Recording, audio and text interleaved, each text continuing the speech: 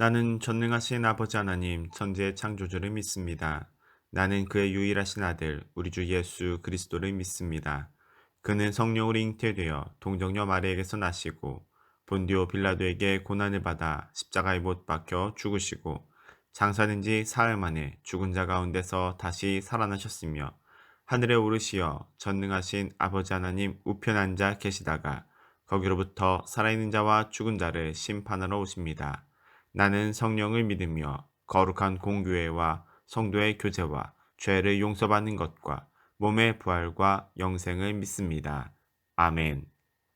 샬롬 반갑습니다. 박금민 목사입니다. 오늘은 창세기 28장 10절부터 22절까지 말씀을 살펴보겠습니다. 야곱이 브엘세바를 떠나서 삼촌이 있는 그곳 하란으로 향합니다. 하란으로 가던 중에 야곱이 해가 졌을 때 그 밤을 보내기 위해서 어느 곳에 여정을 풀게 되었습니다. 그리고 거기서 돌 하나를 베개로 삼아 잠이 듭니다. 그렇게 야곱이 잠이 들었을 때 그는 꿈속에서 하늘로부터 사닥다리가 내려와 있는 것을 보았습니다. 여기서 우리는 이 사닥다리라는 표현 때문에 일방향의 사다리를 떠올리기 쉽습니다. 그러나 널리 알려져 있는 이 지구라트를 우리가 생각해 본다면 이 사닥다리는 우리가 일반적으로 생각하는 그 사다리가 아니라 쌍방향으로 올라가고 내려갈 수 있는 계단으로 이해하는 것이 옳습니다.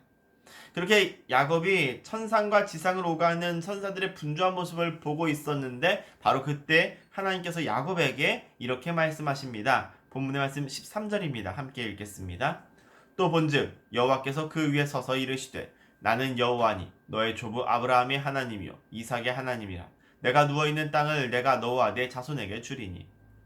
사닥다리 위에 계신 하나님께서 야곱을 향해 자신을 소개하십니다. 너의 조부 아브라함의 하나님과 이삭의 하나님이라고 말씀하셨습니다.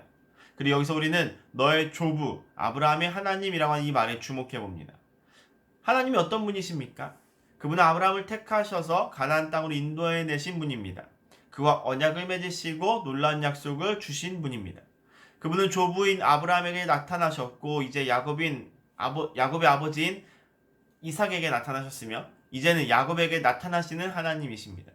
그래서 우리는 이 아브라함의 계보가 바로 야곱에게 이어진다는 사실을 더 이상 의심하지 않습니다. 그는 더 이상 차자에 묶여있는 존재가 아니라 하나님께 공인된 아브라함 가계의 상속자입니다. 이제 하나님께서 야곱에게 그 약속들을 구체적으로 확증해 주십니다. 창세기 12장에서 아브라함에게 해주셨던 바로 그 약속들이 다시 한번 반복됩니다. 아브라함이 롯과 결별하고 나서 지금 야곱이 누워있는 바로 이 장소 베델을 거주지로 옮겼을 때 바로 그때 해주셨던 그 약속들이 반복됩니다. 그렇게 하나님은 야곱에게 이 약속을 재확증해 주시면서 이 약속을 반드시 성취하겠다라고 맹세해 주셨습니다. 20절의 말씀입니다. 역시 함께 읽겠습니다. 야곱이 서원하여 이르되 하나님이 나와 함께 계셔서 내가 가는 이 길에서 나를 지키시고 먹을 떡과 입을 옷을 주시며. 아까 성경은 야곱이 꿈을 보았다라고 했습니다. 그러니까 지금 야곱은 아마도 그 꿈을 꾸고 난 다음에 한밤중에 깨어난 상태일 겁니다. 그가 꿈에서 깼습니다. 그런데 그런 그에게 힘이 두려운 마음이 엄습해 옵니다. 그는 심히 떨면서 이렇게 말합니다. 여호와께서 과연 여기 계시는데 내가 그동안 알지 못했노라고. 이것은 그의 일종의 신앙 고백이라고 말할 수 있습니다. 지금 야곱은 그동안 자기 인생 속에서 하나님을 거의 망각한 채 살아왔습니다. 그리고 오늘 그가 하나님 현존을 아주 강렬하게 경험하게 된 것입니다. 그렇게 야곱은 자기가 잔 곳을 이곳이 바로 하나님의 집이다 라는 뜻을 가지고 있는 벳 엘로힘이라고 이름 짓습니다. 하늘의 문 샤르 하샤마임이라는 고백을 남겼습니다. 참고로 이 베델이 바로 이 벳 엘로힘이라고 하는 단어의 축약형으로 이해해 볼 수 있습니다. 이제 야곱은 자기가 뱉던 이 돌을 그곳에 기둥으로 세우고 거기에다가 기름을 부으면서 그곳을 거룩한 장소로 삼습니다.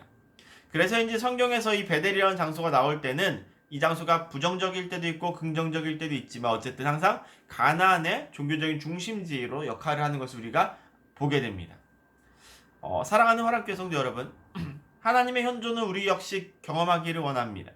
오늘 이 유명한 야곱의 돌베개 사건은 야곱이라고 하는 사람에게 아주 강력한 전환점이 되었음을 우리는 부인할 수 없습니다. 그는 그동안 잊고 있었던 하나님의 존재를 아주 깊이 마주할 수 있게 되었고 하나님의 임재를 통해서 많은 것들이 변화되는 것을 확인하게 되었습니다. 사실 야곱은 살기 위해서 고향을 등지고 도망가는 사람에 불과합니다. 그런데 알고 보니까 그의 이 다름질은 고향을 떠나는 다름질, 도망치는 다름질이 아니라 하나님을 향한 다름질, 달리기였다라는 것을 우리가 확인하게 되는 것이죠. 평생 형을 두려워했을지언정 단 한 번도 하나님을 두려워해 본 적이 없었던 바로 이 사람이 이제 비로소 하나님을 두려워하게 되었습니다. 그렇게 아무것도 아닌 장소가 거룩한 하나님의 장소가 됩니다. 바위가 성소가 됩니다. 아무것도 아닌 사람 야곱이 하나님의 언약의 핵심적인 인물이 됩니다. 발꿈치를 움켜쥐던 자가 이제는 하나님을 이긴 사람 이스라엘이 될 것입니다. 그러니 그의 서원을 자세히 보시기 바랍니다. 야곱이 하나님께 서원을 했습니다. 참고로 성경에서 서원은 서약, 그러니까 맹세랑 분명히 구분이 되는 개념입니다. 서원은 하나님께 기도 제목에 조건을 걸고서 하나님께서 응답해 주시면 서원자 또한 나 역시 자기가 약속한 것을 지키겠다, 실행하겠다라는 기도를 말합니다. 반면에 서약은 일방적인 다짐과 결심이지요. 그런데 여기서 야곱이 서원을 한다라는 점이 상당히 의미심장합니다. 심지어 오늘 이 야곱의 서원은 어떤 거냐면 구약에서 가장 긴 서원에 해당됩니다. 그가 얼마나 간절했는지, 지금 야곱이 얼마나 불안하고 간절한지, 하나님의 그 능력에 얼마나 의지하고 싶은지가 잘 드러나는 장면이지요. 야곱이 말합니다. 하나님께서 저를 지켜주셔서 제가 고향으로 돌아갈 수 있게 해주신다면 내가 세운 이 돌기둥은 하나님의 집이 될 것이고 나의 모든 수입의 10분의 1을 주님께 바치겠습니다. 라는 약속을 합니다. 이러한 야곱의 11조는 피엘 동사 야셰르를 통해서 지속과 반복의 의미를 드러내고 있습니다. 계속해서 내가 11조를 하겠다라고 하는 의미인데 이를 통해서 우리는 야곱이 하나님께 바치는 11조가 이 11조의 원형이 되었다는 것을 알 수 있습니다. 물론 아브라함이 멜기세덱에게 바친 11조가 그 원형이다라고도 할 수 있겠지만 분명히 하나님께 바치는 11조로서는 오늘 본문이 처음 등장하기 때문에 야곱의 11조를 원형으로 보는 것도 충분히 가능한 이야기입니다. 이렇게 야곱은 베델에서 인생의 우선순위가 역전되는, 완전하게 바뀌는 경험을 하게 되었습니다.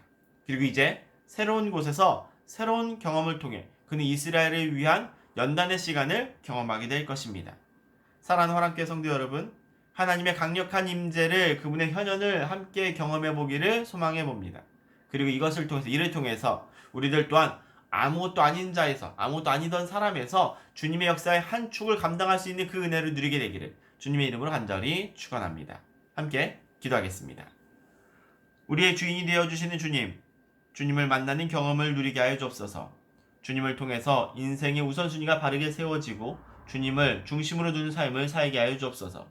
주님이 주인 되심을 고백합니다. 부디 이 고백이 우리들의 입에서만 맴돌지 않게 하여 주옵시고 우리의 삶을 통해 증거될 수 있도록 각자의 삶 속에서 역사하여 주옵소서.